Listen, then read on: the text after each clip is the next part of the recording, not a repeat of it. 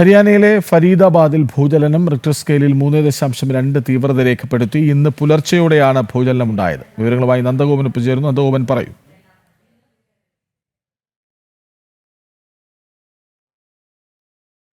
തീവ്രത രേഖപ്പെടുത്തിയ ഭൂചലനമുണ്ടായത് ഇന്ന് രാവിലെയായിരുന്നു.